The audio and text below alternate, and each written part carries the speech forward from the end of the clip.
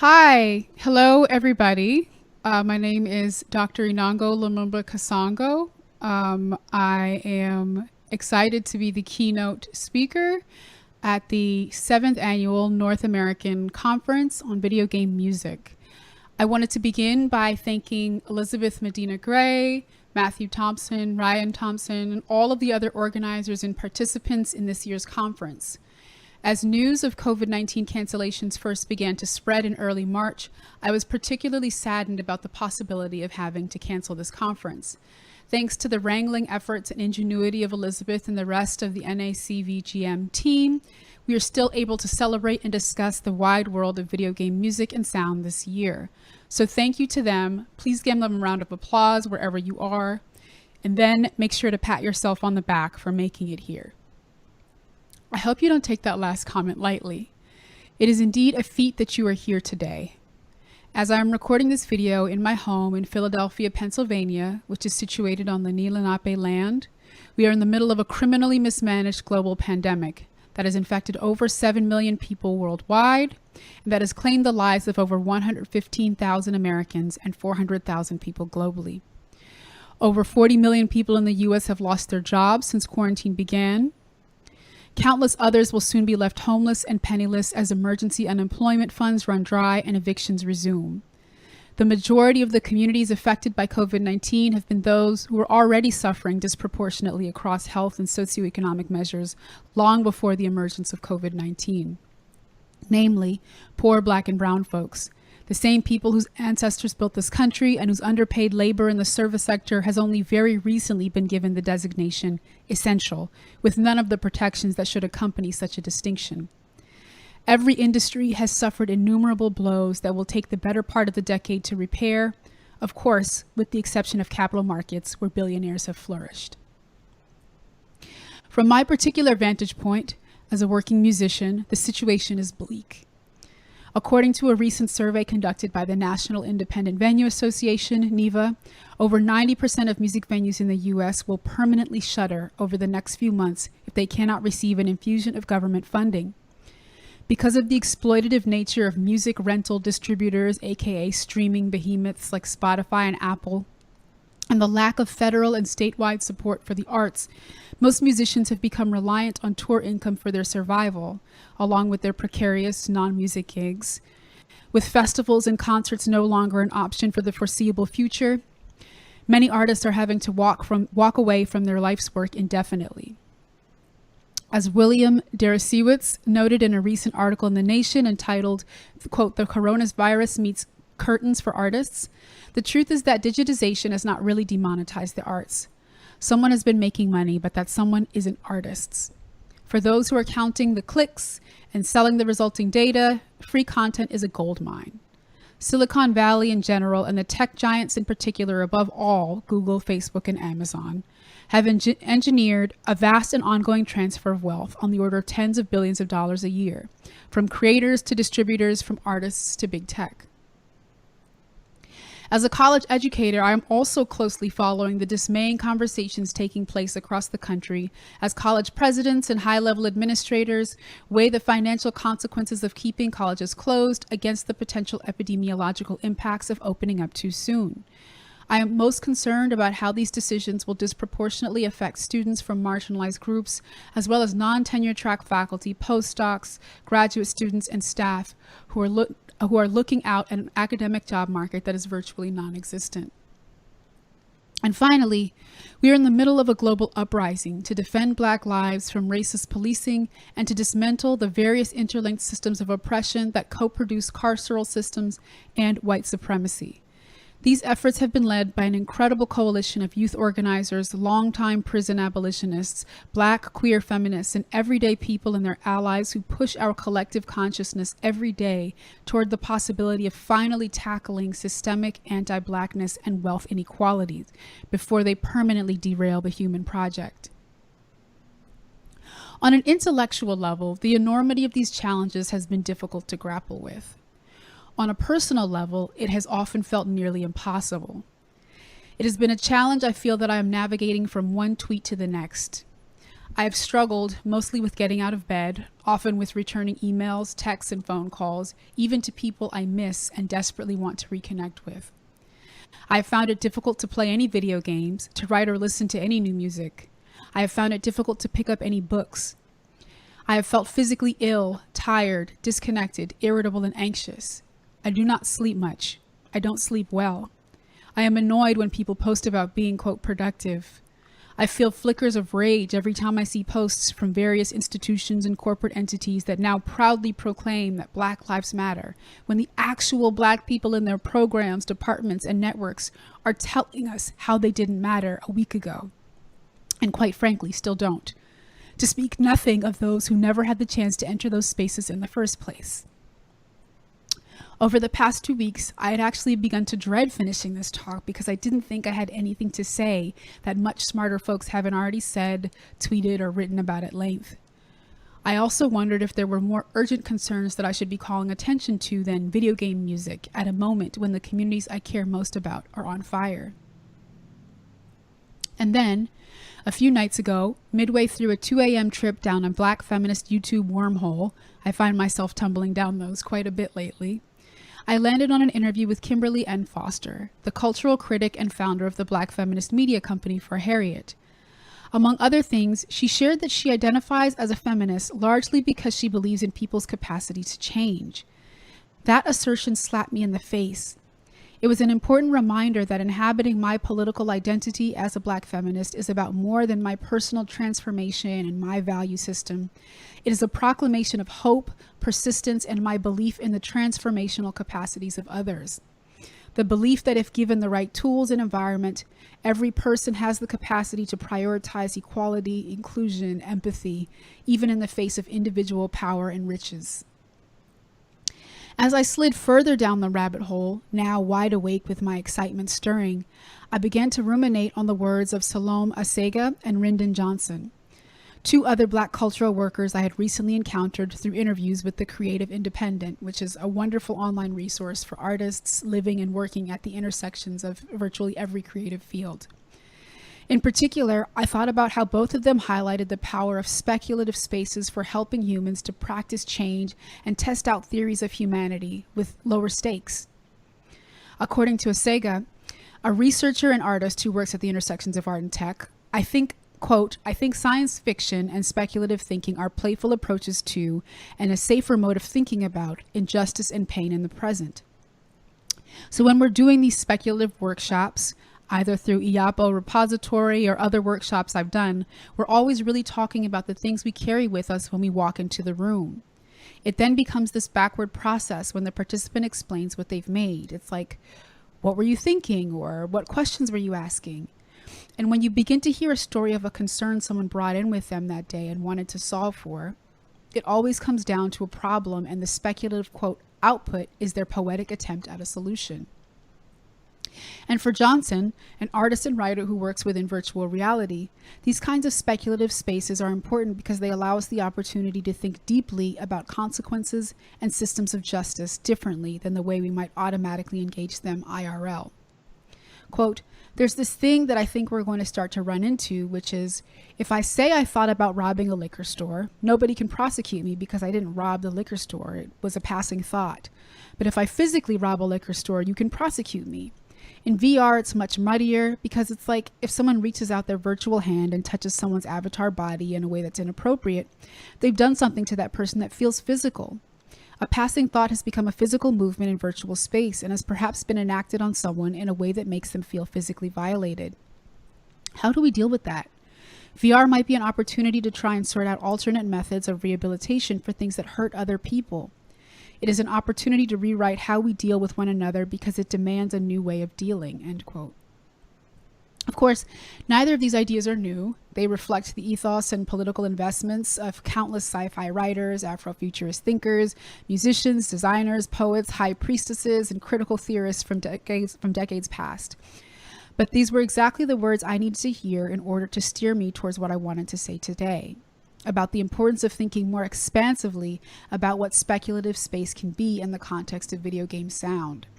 First, by reminding me of my own journey through the speculative sonic space of a video game called Metroid, which I will get to in a moment. These ideas made me recall that I was once a very shy little girl with a big imagination and an affinity for video game music, and I have since become an artist in my own right with a sustainable art practice. I mean, as sustainable as it can be in this moment. A professor who teaches Black feminist thought and hip-hop courses in a university context, a podcaster, and a sound designer at a women of color-led game studio. None of these were outcomes that I ever imagined were possible even a year ago. But by entering into a speculative sonic discourse as a child, they have become so. And this has had real consequences. I think about a student of mine, a young woman of color, who took my rap songwriting class last semester. After the first week of class, she politely emailed me to let me know she didn't feel comfortable using the recording technology that she was required to use in order to complete the first assignment. And that though she wanted to take the class, she didn't think she had enough technical knowledge to continue. I recognized in that moment that because I was in charge of the space, I could invite her in, which I did, urging her to stay in the class and letting her know that I would teach her whatever she didn't understand. I thought about all the things I had been scared to try because I didn't know somebody would be there to help, especially not someone who looked like me. I was delighted when she expressed great relief and stayed in the class. The practical outcomes of cultivating a speculative space for myself became real to me in that moment. When I speak of a speculative sonic space, I'm gesturing to the literary category of speculative fiction, which broadly encompasses a range of works that explore imaginative, supernatural, and futuristic ideas and themes. What ties these works together under the umbrella of the speculative is their preoccupation with questions of possibility. What is possible? What should and shouldn't be possible? For me, the sonic ecologies of early video games invited similar kinds of questions about what's possible within a world by presenting an interplay between human, machine, and a format that I had never imagined. To my young mind, listening to video game songs for the first time was world-altering. The unfamiliar timbres that still felt recognizably human in their beautiful, intentional crafting suggested the potential for me to also make something new, perhaps in collaboration with the same kinds of magic machines that seem to be structuring more and more of our daily lives. Hearing this new sonic possibility invited me into a new speculative space. I remember exactly where I was when I first heard the bright, bouncy anthem of the Green Hill Zone, the first level in Sonic the Hedgehog for Sega. We were at the orthodontist's office in the waiting room while my brother got his teeth worked on. I had never been so grateful to have straight teeth. Every second he was in there meant another second I got to hold on to in order to make this strange blue blur zip around really fast, collect rings, and liberate animals, all to space-aged bite-sized tunes with funky bass lines and beautiful melodies. I remember the Green Hill Zone anthem playing in my head long after we got home. I sometimes think back to the world before the internet, the torture of being young and not in control of one's schedule or finances or things, and being haunted by an earworm without any way to access it. At the same time, it created a deep desire in me to find it again wherever I could. Whether at the orthodontist again or at the new department store in town where they had a Sega on display, I continued to seek out this strange music, humming the melodies when we got home. I loved that the music didn't have words over it, like most of the other songs that my family listened to, so I could really hear how the beat was being constructed. I loved that it looped so I could hear my favorite parts over and over again, humming along and modifying melodies or adding in my own little riffs with my brothers when we'd heard it enough times. I loved that it felt like elsewhere. Growing up a little black girl, an immigrant kid, in mostly white Ithaca, I often felt quite like I was from outer space, elsewhere. As my siblings and I graduated from owning a Game Boy to owning a Nintendo to a Sega Genesis to a Game Gear to a Super Nintendo to a PlayStation, and graphics, mechanics, and musical styles changed, I maintained my reverence for the sonic stylings of those earlier games while voraciously digging into the new. I recall one winter break spent almost entirely listening to the music of Michiru Yamane's work in Castlevania Symphony of the Night as it snowed outside almost every day. Life felt perfect. And with each passing year, my geeky sense of self continued to flourish in other ways. I began to have visions of one day developing my own video game or cartoon series, although I had no idea where to start. I spent hours each day after school and on weekends tracing out what would become a cast of over 100 original characters, developing their fighting stats, signature moves, and personalities. I even began writing down the voice actors I wanted to speak for them were my series to become a real thing. To accompany my illustrations, I began authoring what would become a 42-episode, 300-page story, diligently returning to my family computer to write and revise every single evening after I was done with my homework, and if nobody else needed the computer. I didn't know how to animate, and I didn't know how to code, so even as I allowed myself to dream, I knew I was soon going to hit a wall. It never occurred to me that animation or video game design were things one might study in school or learn independently. Instead, music emerged as the easiest way that I could access this dream world that I was trying to engineer, largely because I already had an in. I had never been formally musically trained, but my older brother, who was a self-taught guitarist and a fantastically patient sibling, spent many an afternoon teaching me the basics of music theory on our little Yamaha keyboard, as well as how to play some chords on the guitar. Everything he listened to, I listened to as well, whether it was Rage Against the Machine, Nirvana, DMX, or music from one of his bands. And on my own, I continued to foster my interest in instrumental music, falling in love with artists like the electronic duo Daft Punk, and maintaining my deep love of video game music wherever I could access it. I soon discovered LimeWire too, which led me to find groups like the Mini Bosses, the first group I had ever heard to perform a cover of a video game song. I began to hear original music in my head soon, and sometimes I could even play the bits and pieces of what I heard. Then, the summer of my junior year of high school, my family had the opportunity to travel to Hiroshima for my mother's work. My older brother, who was now an undergraduate student at Cornell, had been taking a course on digital audio workstations, as taught by the esteemed professor in the music department, Kevin Ernst. My brother soon showed me how to compose music on Reason, and from there it was off to the races. I spent the rest of the summer in our apartment, working on the songs that had been floating in my head, and returned back to the States with an album's worth of songs for a video game and cartoon series that didn't exist. I also acquired a copy of MTV Music Generator, a PlayStation game that allowed for the creation of original beats that could be saved on memory cards. Between Reason and MTV Music Generator, I became quite prolific, amassing a catalog of around 90 songs I felt quite proud of. But when I shared the music with my friends, most of them thought it was all kind of weird. What were they for, they wondered. Still, I was unflappable. I kept making music that gestured toward the melodies I had first heard in games like Sonic. With each song, I wanted to capture the essence of a character's personality or the space in which they might experience a fight. I looked everywhere for inspiration, from composers like Yoko Shimomura to Harry Gregson Williams, to the music of Radiohead and Bjork. It was when I first heard Kanye West's groundbreaking album College Dropout for the first time in 2004 that I shifted from thinking about my production primarily in terms of video game sensibilities, and I entered into the discourse of popular music. As it related to hip-hop, I had certainly fallen in love with artists like Mos Def, Lauryn Hill, and Talib Kweli, which led me down the path to exploring the playful jazz-influenced Native Tongues branch of rappers and musicians from the early 90s like Tribe Called Quest and De La Soul. But College Dropout opened up the universe of rap for me as more than a listener. Suddenly, it felt okay to talk about being anxious about going to college. I attended Cornell as a freshman that same year. And I felt seen when Kanye discussed issues of racism in America through his experiences of working at The Gap, which was one of the few stores in the mall in Ithaca where I'd hang out with my friends, and a space where I'd been eyed suspiciously a few times. Immediately, I began composing sample-based hip-hop beats using the free GarageBand software on my dad's computer, trying to copy Kanye West's classic Chipmunk Soul and calling myself a producer because he called himself one. I dragged and dropped every song I had on iTunes into the sampling chopping block. From the theme song to the motorcycle chase scene in the video game Final Fantasy VII to September by Earth, Wind, and Fire.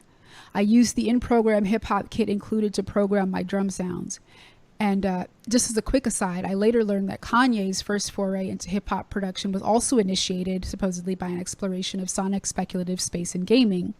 As he noted in a 2009 interview, saying, quote, "First beat I did was in 7th grade on my computer. I got into doing beats for the video games I used to try to make." Remembering this fact is one of few things about Kanye that still makes me smile. So a few years passed after I was initially struck by the hip hop production bug, which I had mostly let languish throughout college. And it wasn't until 2009 that I returned to music. At the time, I was a fourth grade math and science teacher living in Houston, Texas, serving as a core member in the national teaching program Teach for America. As a way to kind of manage the stress of teaching, I decided to pick up producing hip hop beats again and decided for the first time to write and record words over the tracks. When I thought about what to write about, I was guided by thoughts of my students. I thought about the ways that they had struggled with retaining the content of my lessons, which, to be fair, were not the most interesting, but knew entire musical catalogs from artists like Michael Jackson and Lil Wayne verbatim. I figured it might be neat if I made up rap songs about being a nerd and the joys of studying hard to entice them to buy what I was selling.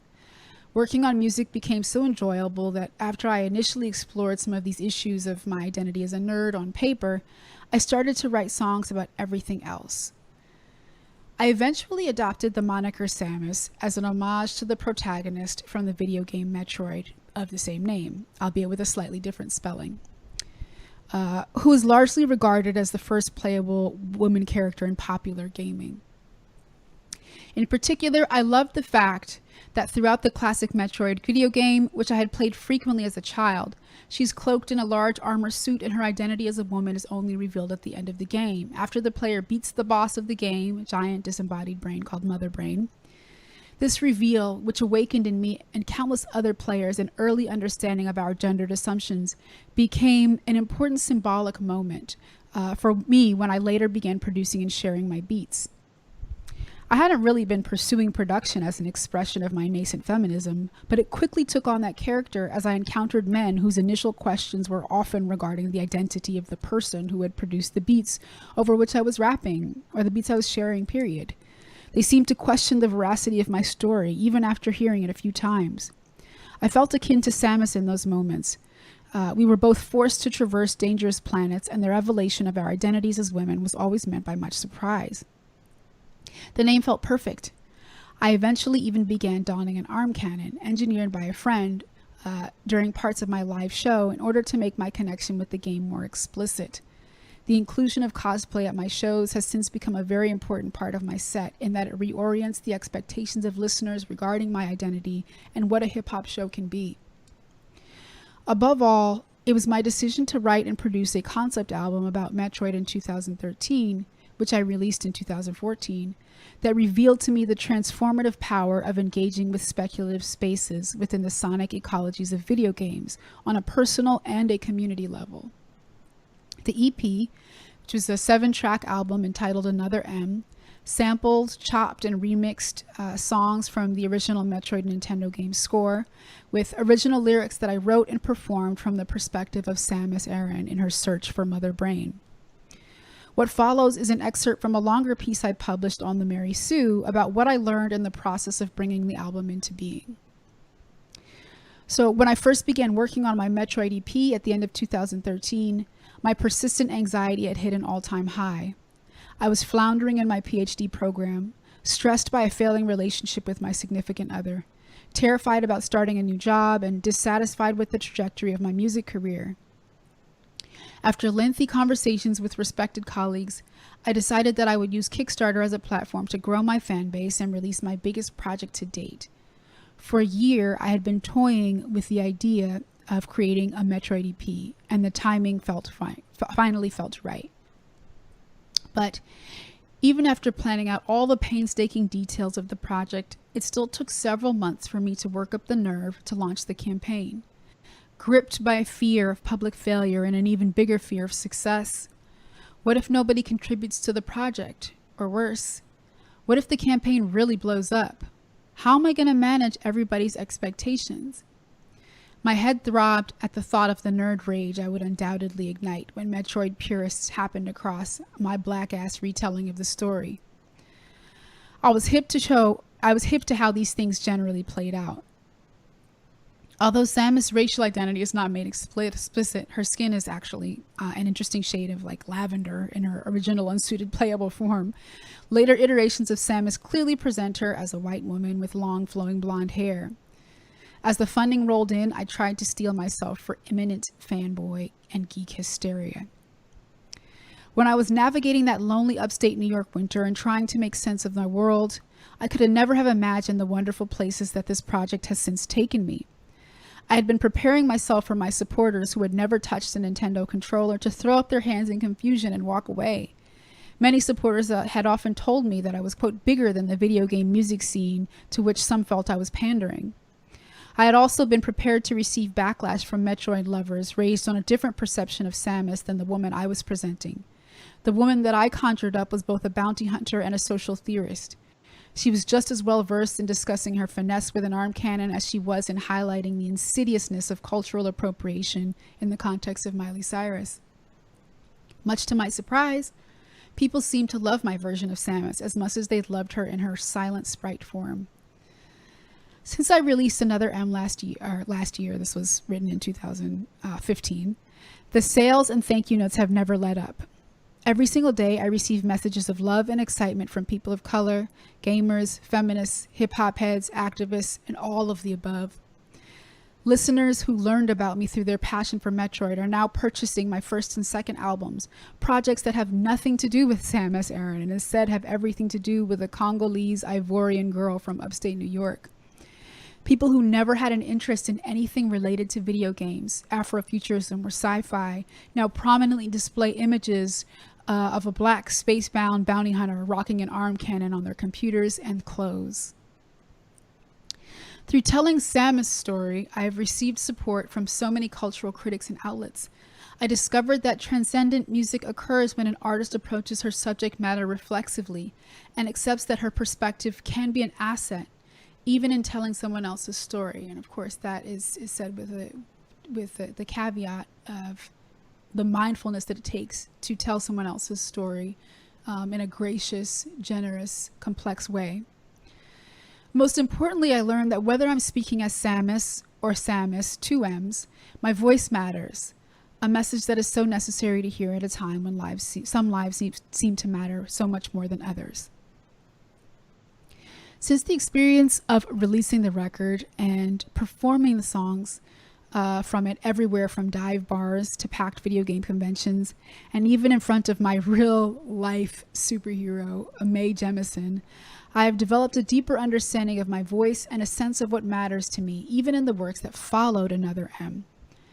I say the word, quote, voice with hesitation. Those who know me know that I reject the idea that an artist can possess a static voice, as this kind of erases the dialectic nature of what's being created, the fact that while you shape the art shapes you.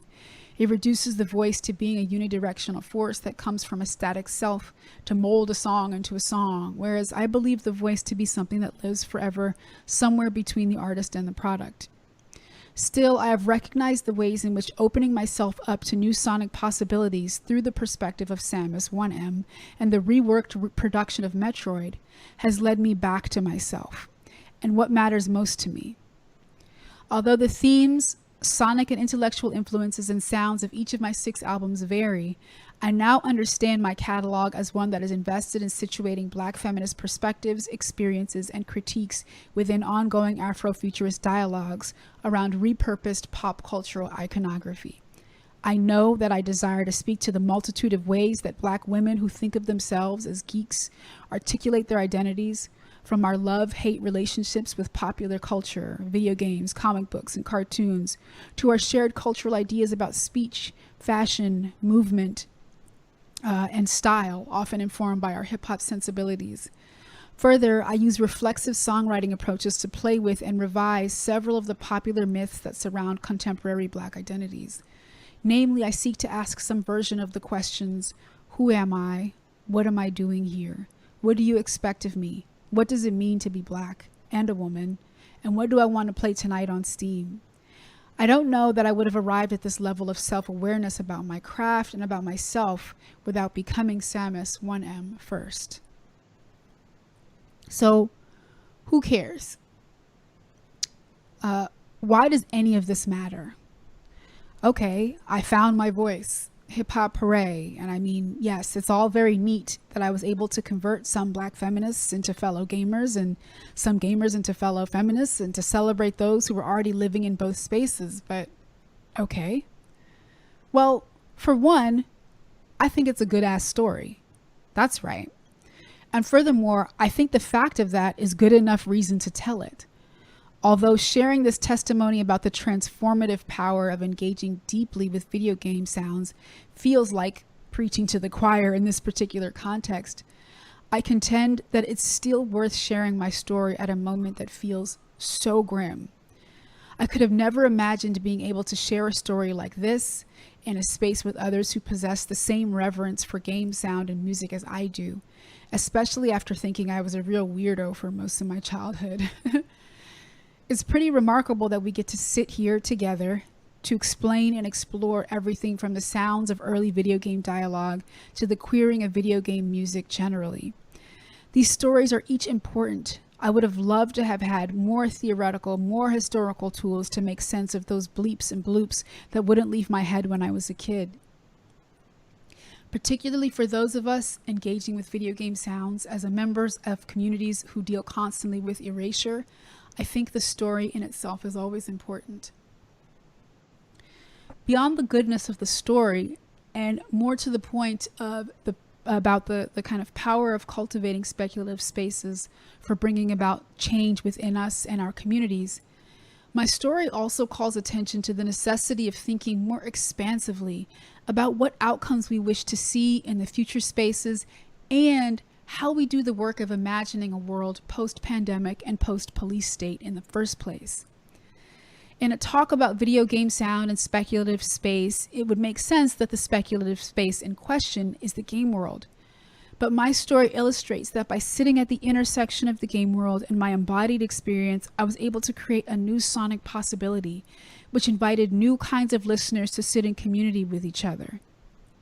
In that regard, I think my story calls attention to the desperate need for those of us who make and study and listen to video game sound are also invested in and who are also invested in more equitable, culturally diverse, virtual, online, and in-person spaces to examine the actual places where video game music is performed, remixed, heard, shared, created, and circulated outside of the game world. As a rapper who got her start largely in feminist DIY communities and venues, I've long been thinking about various, quote, musicking spaces, musicking being a term I've borrowed from Christopher Smalls to refer to any activity involving or related to music performance, such as performing, listening, rehearsing, or composing. Even before the pandemic, members of my communities were always worried about space. We worried about losing space, wondering whether a beloved venue would be forced to close because the owner had been priced out as a result of gentrification, or because the illegality of the venue as a venue had been revealed to nightlife narcs. We worried about accessibility. Countless disabled music lovers and creators have shared how they're often treated like an afterthought in the design and policy of beloved venues. We worried about environmental safety too. A few people within DIY and underground music spaces can forget the horrifying ghost ship fire in 2016 that broke out at a DIY concert warehouse in Oakland, killing 36 people and leaving the entire community in deep pain. In the context of hip-hop, we also worried about the color of the space, specifically whether the venues we wanted to perform in maintained racist policies that prevented rappers from being booked or a dress code that signaled who was and was not welcome. Just last year, I was booted from a bill in Puerto Rico because of the venue's racist insurance policy. The organizers of the show tried to appeal to the venue, citing my identity as a, quote, geek rapper, but even these respectability plays had no bearing on the outcome. In the context of video game musicking spaces, I think about my journey trying to carve out a space in the weird world of conventions and video game festivals, and my limited success at breaking into other video game music scenes. How many years it took for my friend and mentor Mega Ran to perform at conventions as the only Black performer before those who booked him began to consider the possibility of booking other Black hip-hop artists. I think about a showcase I was part of while on tour in Vancouver in 2017 that brought together video game inspired rappers like myself and Mega Ran and local chiptunes artists for one night. It was then that I learned how little these groups ever interact, mostly because of how insular, white, and male that local chiptune scenes are coded and often are in reality. I also think about the incredible work of folks like my friend Emmy Spicer, who is, among other things, a curator, photographer, archivist of video game cultures, and a longtime organizer of chiptunes showcases that reflect more diverse lineups and audiences than white male musicians who make chippy dance music. She is deeply committed to the creation of chip spaces and video game music spaces more generally that prominently feature Black and brown artists, queer, trans, and non-binary artists, as well as expressions of chiptunes that reflect a range of genre influences. I think about the kinds of tireless labor that goes into trying to push on the pressure points of a scene comfortable in its uniformity and unwilling to imagine a space that's more inclusive.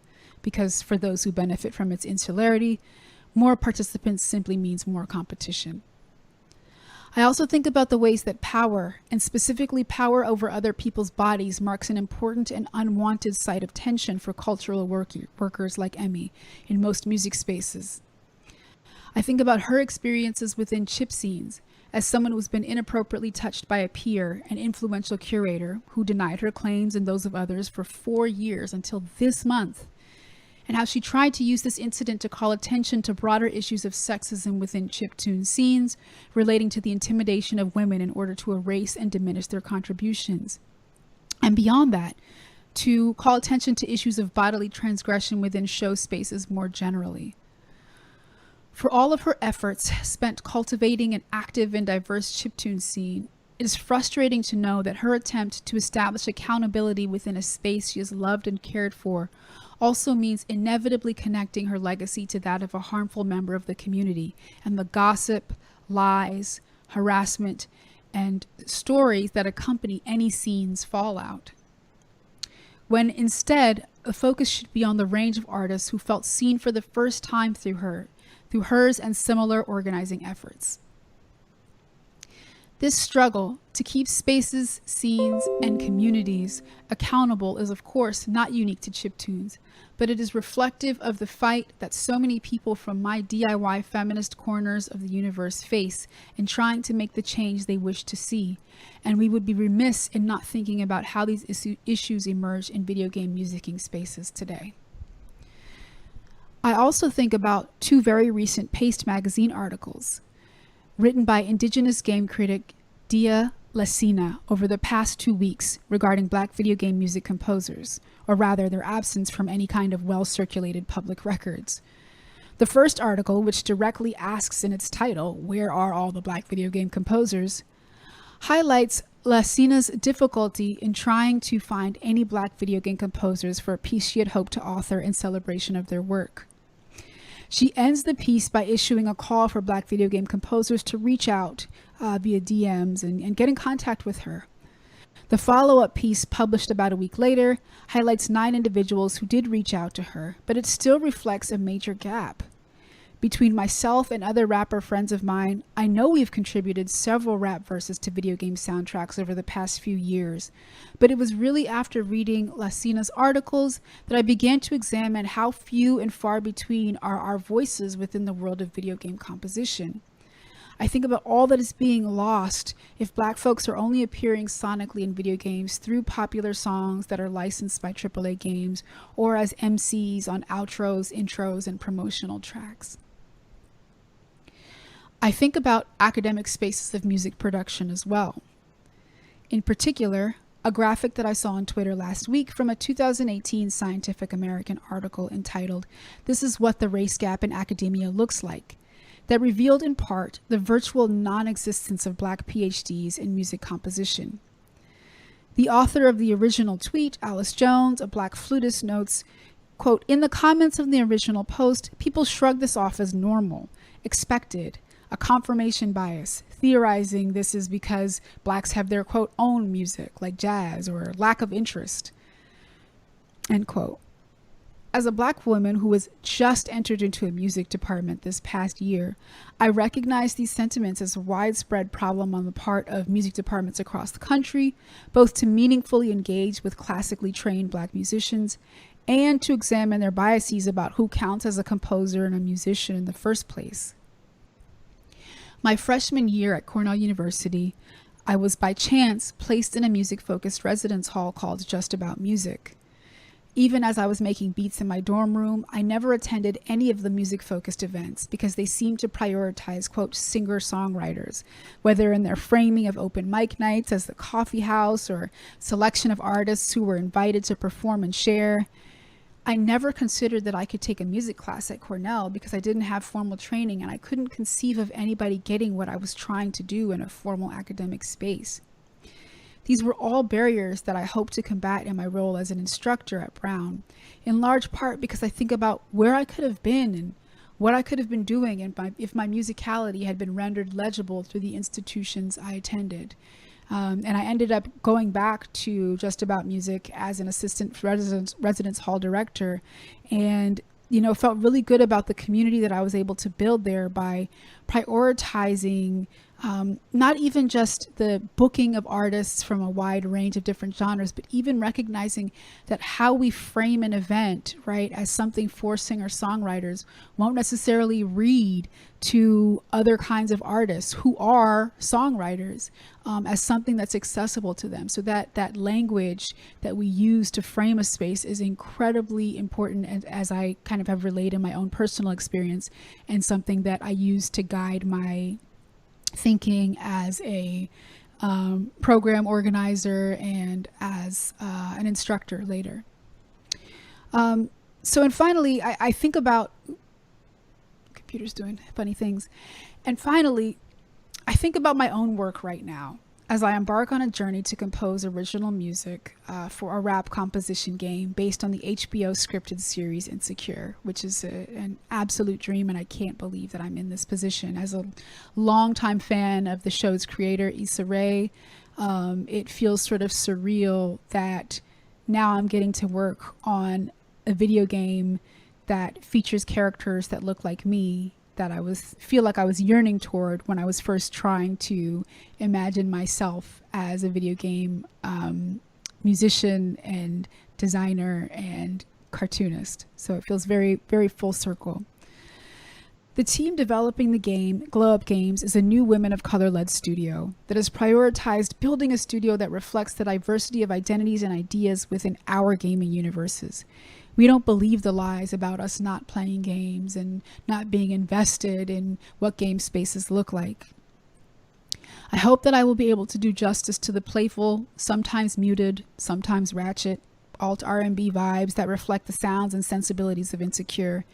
And beyond that, I hope that my entry into this space will invite many of the other brilliant Black women composers and beatmakers into future game sound spaces. If my story tells you anything, is that there are multiple opportunities for a person to enter into a new creative and speculative space through a game, through a mentor, through a random opportunity. We must also remember that there are also multiple ways that people can be shut down or shut out. If you have had success as a composer and you are in a position to offer the help, what would it cost you to extend opportunities to others who want to do what you do? This is the time to build community, and if you feel that you've been taking up too much space, allow a different community to spend some time cultivating a new speculative space and support them with everything you have, every fiber of your being. 6 years after I dropped Another M, people are still thanking me for the speculative space that my Black feminist retelling of Metroid has invited them into. Once I get my energy back, once I start to feel the passion for writing and reading and playing and dancing again, I'm looking forward to building more speculative spaces with my friends and colleagues, other gamers and designers and dreamers, toward our collective liberation and joy, virtually and IRL, across the range of sensory experiences. Thank you so much for having me. And had this talk been given in person, I think I would have tried to infuse, elements of performance. Generally, when I give a talk, I like to make a point by sharing a song that expresses that point in a more concise way, because I believe that there are different modalities that people kind of engage with work, and different ways that people learn, and music is an important part of that, as you all know. But I'm recovering from surgery, and I'm not feeling my best, so I'm not able to do that right now. But I did want to express that, if we're able to meet in person at some point, I hope to have the opportunity to perform alongside and for some of you, and engage in deeper conversations about these new speculative spaces, because I think it's really, as we're architecting this new future, it's very scary and can feel treacherous, but this is also an opportunity to effect change in ways that we have never seen before. So thank you for your time, for your patience, and I look forward to hearing the rest of your talks and panels and discussions. You can reach me at Enongo_Lumumba-Kasongo at brown.edu, or you can tweet at me at Sammus, SAMMUS music, or I'm on Instagram as well. Thanks so much. My website is sammusmusic.com. I also have another website with more of my kind of academic work at enongo-lk.com. Thanks so much again. Bye.